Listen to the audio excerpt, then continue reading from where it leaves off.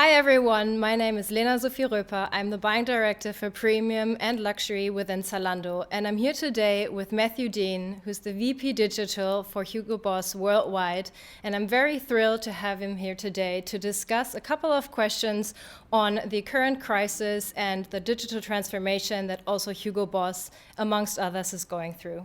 So, hi Matthew. Sure, thanks for inviting me. Appreciate it. Yeah, great. Okay, Matthew, so let's jump right into the questions. The first part of the interview will be around the industry outlook in the current context of the corona crisis. The second one will focus a little bit on particular Hugo Boss's digital transformation and the strategy behind. And the last one will be a little bit more personal. We'll look into the human side of the fashion industry. So let's jump into the first question. Coronavirus is the black swan of 2020 and has a tangible impact on all of us within the fashion industry, including ourselves. What are the key measures that Hugo Boss has put into place to overcome and manage this challenging situation? Yeah, I think the critical thing is to, with anything that's kind of out of the ordinary like this, is to take a look at the impact to the overall business and what could we do from the digital side to better support our customers. And I think in the end, that causes us to reevaluate our overall digital strategy. Uh, and I think it's the case with a lot of people. Should we be doing more to offer our products directly to consumers in the online space? And I think a lot of brands are having to kind of make those same decisions. So let's have a look at the second question. Going digital has become even more crucial, in particular in the current context of corona crisis. So you guys are the front runner when it comes to digital transformation. What do you see are the biggest challenges that, other brands are facing within this situation? Well, I think you have to look in two places. One is your own website itself, to make sure that you are really representing your brand in the appropriate way, that you have the right assortment, the right kind of images, and then the right kind of back end so that you can deliver your products in a timely fashion. And then I think you have to look at your partner businesses online as well. Do you have the right partners? Should you be adding other platforms that should be carrying your product as well to introduce customers to your products? And I think that's an analysis that you have to do based off of your current customer base. Just like anything else, if you were mailing catalogs, you would want to figure out who is your target demographic. Of And I think the course. same thing is true of online partners as well. Do they have a similar kind of demographic to yours? How do they treat brands, and then how do they present your products, or are they presenting them in a way that you would be proud of, that you would do on your own website?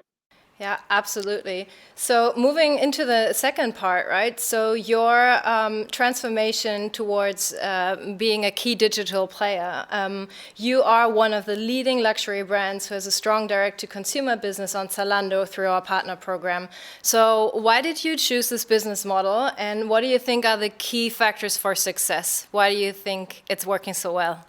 Well, I think in Europe, Zalando is clearly a leader in direct-to-consumer fashion, uh, and a lot of, I mean, it's a preferred website for a lot of people making their shopping decisions, both at the time that they're ready to buy, but also at the time of just inspiration of what new trends are out there.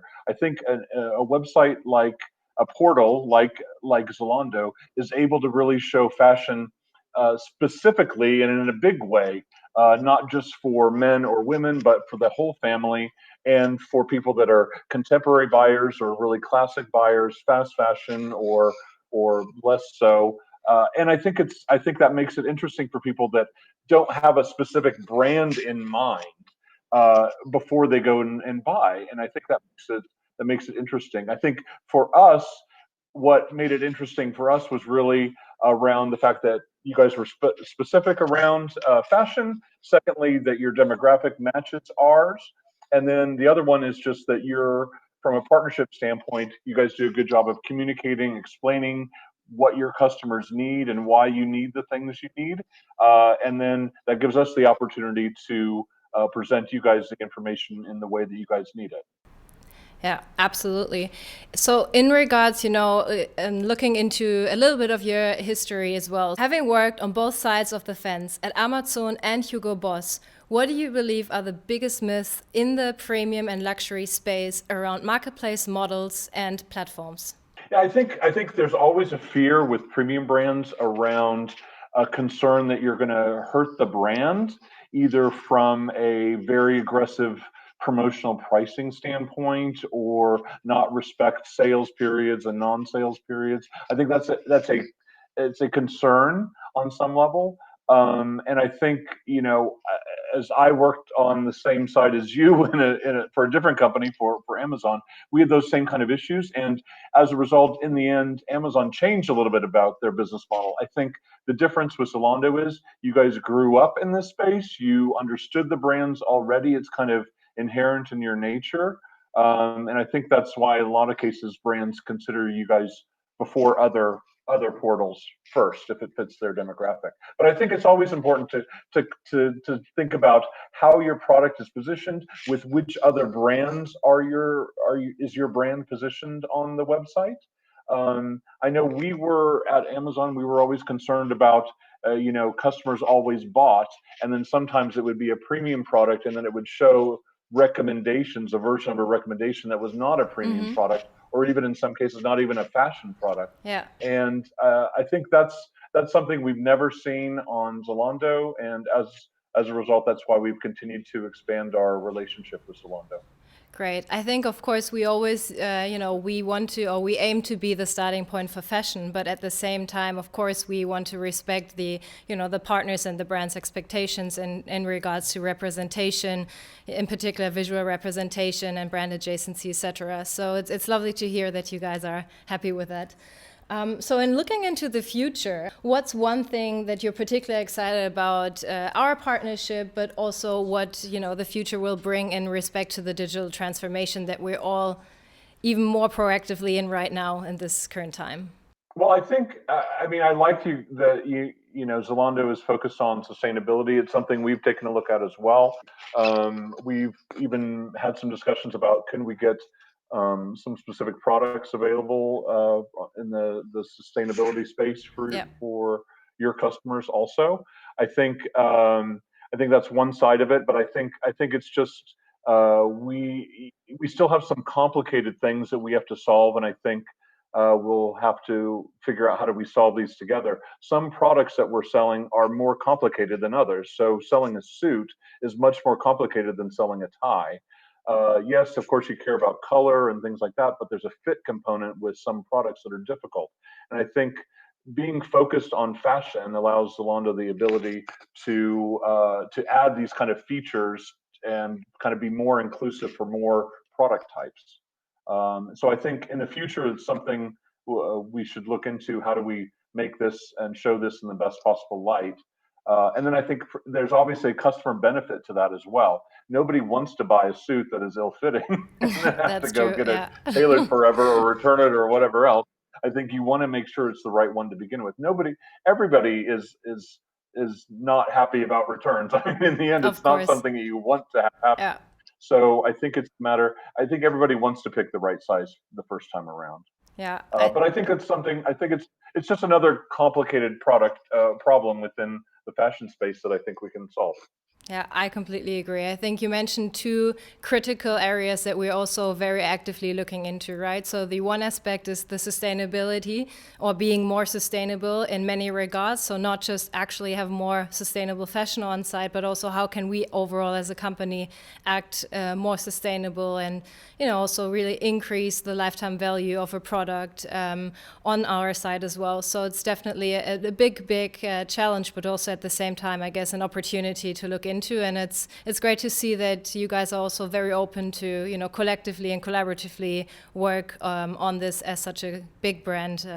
So it's lovely to see. Mm-hmm. And the second part, of course, I mean, who loves returns, right? So it's a big initiative for us as well to look into how can we assure that the consumer really fully understands what size to order, what the perfect fit for them will be, to give better advice there. Let it be with, even more precise and detailed sizing and fitting details on the website, or potentially other scenarios that we're also looking into. So I'm very confident there will be more to come in the future on this as well. Yeah, because I think even within the brand, it's already difficult to maintain consistency in sizing. Absolutely, But yeah. when you're like yourselves, where you have multiple brands that have all kinds of different fits associated with them, to try to kind of normalize that has got to be really difficult. Yeah. What we see is that the recommendation is already helping, so that we work also with sizing models, of course. But you're right, with more than 2,000 brands on site, it's not an easy task to completely 100% satisfy the consumer needs there. But we're Right. working certainly quite actively on this, and I'm confident there will be some major improvements coming soon. So we are actually Great. already on the last part of our interview, but now let's get a little bit more personal, I guess. So the human side of fashion business. When you look at the fashion industry, obviously it's not a secret. It's very hectic, it's stressful, it's busy, it's challenging, but at the same time, I mean, all of us love it in one way or another. And it's very demanding at the same time. So, what do you say? How do you believe we can strike a little bit of a better balance between, high performance but also well-being? Yeah, it's tricky because I think we have kind of two components that are difficult. One is fashion, but the other one is digital, both of True. which are demanding, and Good point. Yes. both of those fitting together are even more demanding. Yeah. I think the interesting part with right now with the Corona crisis has to do with a little bit better understanding by the whole company about the digital side, because now even just to buy our own products, we're having to go online to do it, Yeah. and not just our own products but also other products. So I think there's a better understanding of how digital solves a lot of problems for consumers, and that this is, having that option, having a real option of a second channel to buy products in is really important. And so I think that's one interesting part. So there's this kind of general understanding about what we're having to do on our team. So that's one part.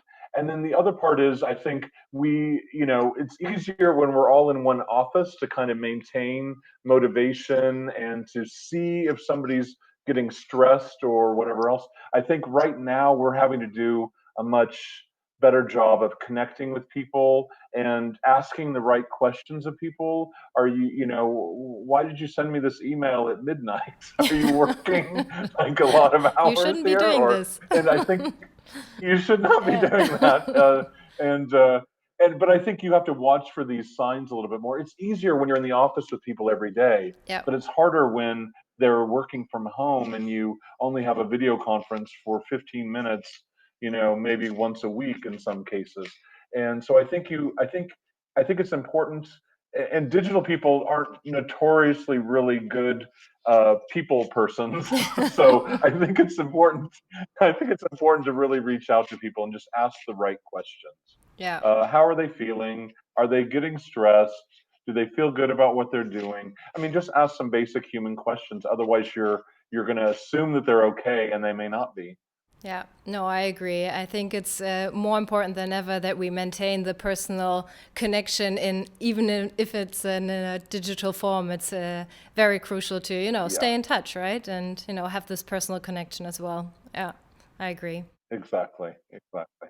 And then when you look at the fashion industry, what is one thing of the current status quo that you would love to change now that we are also in honestly speaking, in a transformation phase of the industry? There was a while back at a sustainability conference that you guys were presenting at. You presented a statistic about how people were wearing their clothes, an individual piece that they were purchasing, less and less, and in some cases, I think the average was something like 3 times or 4 times ever Yeah, the average piece of clothing that they were wearing. And it might have been a fashion item and not a functional item, which is still bad. I believe But it I was guess this 7. concept of Yeah, just maybe, okay, Yeah, 7. It but was it was a very small it's number. I not remember necessarily thinking, better. Yes, not significantly better. yeah, it's not that much better. Yeah, But in the end, I think that's a shame. yeah, That's a shame that you would make an investment in something that you're going to be seen in and only be able to wear it a very limited amount of time. And on some level, I kind of view that as disposable fashion. And I think that trend, I hope goes away. And I hope that people, as they're kind of at home thinking about what they want to wear and how they want to feel in it, that they're thinking about how long, is it classic enough where they're going to be able to wear it for a long period of time. Um, and and I think focusing on the sustainability piece of fashion, I think, will help people to think about, is this really, am I just buying this for this one party or this one event, or am I really going to be able to reuse this in multiple different situations? I think having, the trend towards more uh, kind of disposable fashion, I think, is not a great thing.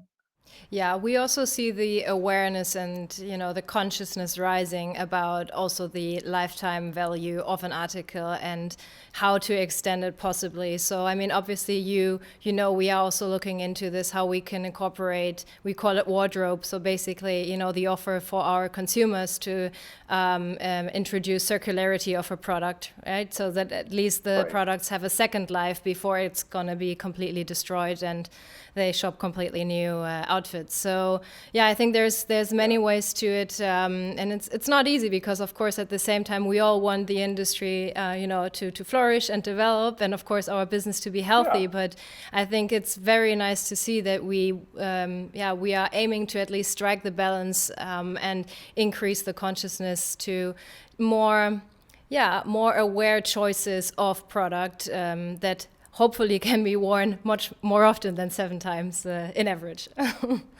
Exactly. Exactly. Okay, so let's have a look at the very last question for today. As the old saying goes, in the midst of every crisis lies great opportunity. So, Matthew, what is your final advice for us to thrive in this current challenging situation? Sure. I think, as a brand, we don't have 100% focus on digital, even though I would love to be able to say that we did. And I think the learning that we should get out of this whole thing is, how do we, uh, given that digital as a channel will increase in proportion to everything else, Yeah. how do we reallocate our future growth around digital? How do we make the right investments to go drive more? Maybe we need to reallocate, store renovations or other kinds of things we would do for the physical space, store openings, new partners in physical spaces. Maybe we need to consider that first online, and then kind of, as opposed to the other way around. And I think, so often for brands, it's digital is kind of thought of last. And I hope that we use, and that other brands use, this experience as a way to think of digital, maybe not first, but certainly close to first. Yeah. And I hope that we use this as an opportunity to make additional investments to do an even better job to deliver better value for our customers. Yeah, I couldn't agree more. I mean, for us, obviously, it's digital first, digital and customer first. Yes. But I completely agree with you. I think, in particular, in this current challenging time, flexibility, an open mind, open mindedness is key to come out of this, this difficult situation successfully and positively. So I'm very confident we see a lot of transformation, in particular in the digital space, in the next coming 12 to 24 months. Yeah, I agree. Yeah. All right. Great. So this was already it. Thank you so much for your time. Much appreciated. It's lovely to see you again. Sure. I mean, we speak almost on a weekly basis, but it's lovely to see you at least again via a digital Yes, version. exactly. Looking forward to speak again soon and also look into the next collections with you guys. Great. All right. Thanks, Lena. Thanks Thank for you very having me. much, Matthew. Take care.